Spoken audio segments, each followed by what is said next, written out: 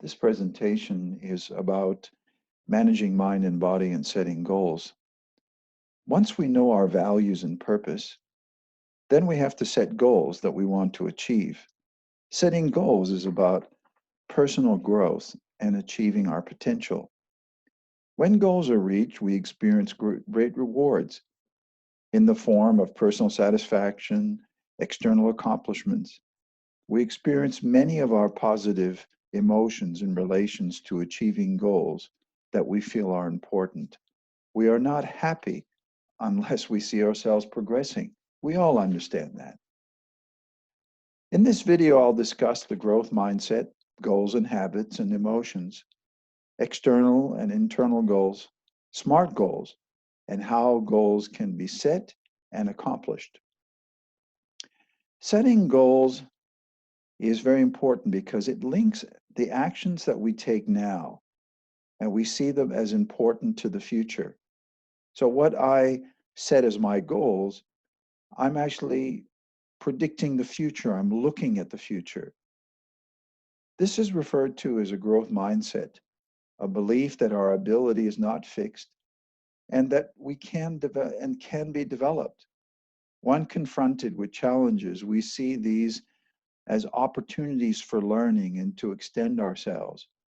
We've all had this kind of growth mindset because we all face challenges. We either collapse or most of the time we simply move on and learn from them. People's beliefs about their abilities have a profound effect on how those abilities will progress.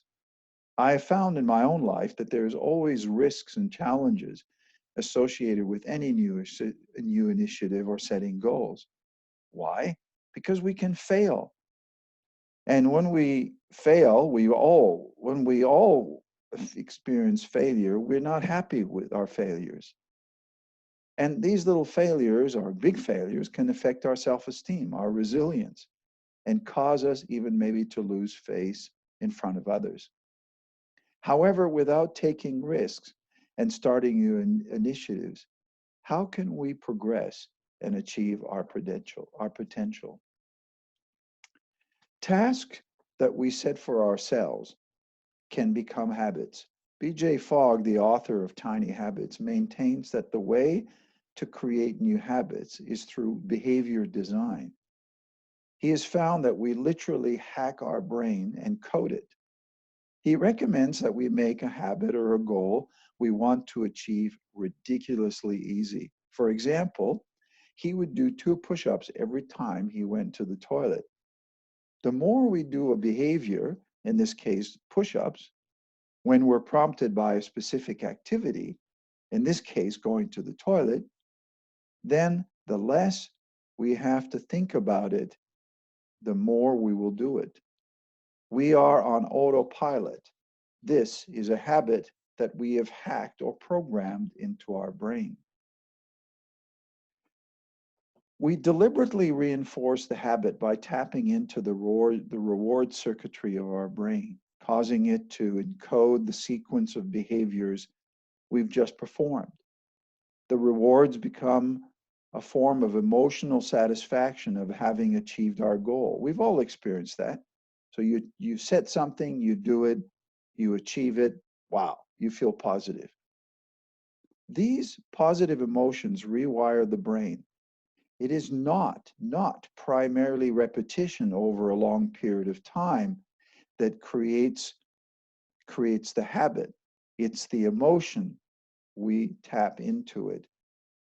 The emotion we attach to the habits, sorry. Well-defined goals allows us to choose, design, and implement important targets necessary to achieve overall desired results. Goals establish direction for ongoing activities, identify expected results. They improve teamwork through common sense of purpose and heighten performance levels. There are internal and external goals. Externally, for me, it was completing my PhD or writing a book. It was also managing what I eat, how I eat, not being lazy, and exercising. One of my internal goals was managing my mind better. For example, it was to stop seeking the approval of others, being true to myself and believing in myself. How important is that for all of us? That's a good goal. It's a good internal goal. Also, not doing or saying things that would make me feel bad about myself. That means uniting my mind and body. If I decided on a goal or decided on something, I have to follow through on it. Mindfulness was another important internal goal for me. Being successful requires setting and achieving goals. This is clear. This requires mind and body unity because we have to set our mind to a task, overcome the challenges and bodily impulses that stop us or restrain us from achieving those goals. Without optimism, commitment, effort, perseverance, resilience in the face of challenges, goals cannot be achieved. Let's talk about SMART goals. SMART goals are specific, measurable, action oriented, realistic, time and resource constrained. You can look up at SMART goals online. There are many good resources about these SMART goals. The following is a list of abilities. Each step poses a problem that we need to solve. A, we need to identify a problem and define the accomplishments or the solution that we want to achieve. This is part of achieving goals. B, we have to identify the barriers to solving the problem, the barriers that stop us from achieving our goal. C, overcome the challenges. And D, evaluate our performance. So let us set and accomplish goals. How do we do this? Step number one, define the accomplishments.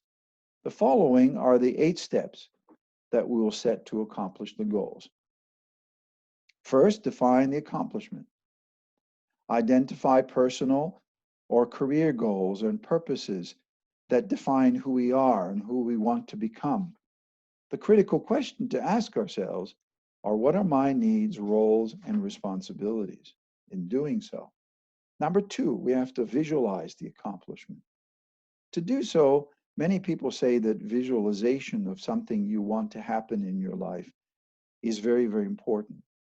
So for example, to visualize it, you could listen to the speaker praise the description of your accomplishment, of you writing the book, finishing your degree, doing something important.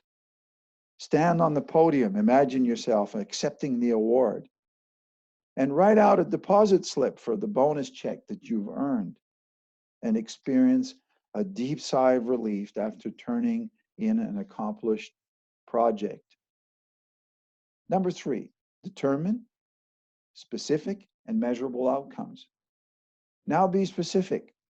Sit down, write down specifically what you will do. For example, the business will have a location with equipment like this, and I will stand up for myself each day doing this. Be very specific about your goals. Can you measure if your goals have been met? If so, how? Write it down. 4, define the action plan with short-term and long-term objectives. Creating a timeline of activities and deadlines for completion of a goal, identifying the resources, for example, the people, the money, the time, and other resources to achieve your goal is very important to write down and identify. Prepare a project plan, for example, in the form of a Gantt chart. There are many free templates online. 5, identify the barriers and threats to achieve your goals. One of these barriers is the psychological obstacles that exist in our minds. Henry Ford once said that if you think you can do a thing or think you can't do the thing, you're right. Once again, know thyself. Ask yourself, why can't I achieve this goal? Why haven't I? We have to believe that the goal can be achieved, right? So you set out to accomplish a goal, a significant goal in your life. It's a challenge, but you have to believe that it's achievable. If there's a doubt about the possibility of achieving the goal, That's real. It's certainly true for all of us, but it cannot become a psychological obstacle that will stop you from achieving it. The most common obstacles are a defeatist mindset. You've heard of that. Procrastination. Wow. Unproductive activities and impatience. List the methods that can help you overcome these psychological obstacles. Number 6, stay focused. Stay focused on achieving the goal despite distractions and problems. Accomplishing a goal is 95% perspiration and 5% inspiration. 7, self-evaluate your performance and adjust your actions to complete your goal. What are we supposed to do? Well, we actively monitor our performance against our goals, milestones, and we adjust those plans and expectations as required. So keep a logbook, even a little notebook somewhere, that you evaluate your performance with respect to you achieving your goals. And finally, step number 8, reward yourself for your accomplishments. This could be a small thing like giving yourself a treat when you need it and when you have accomplished an important task. Thank you for listening.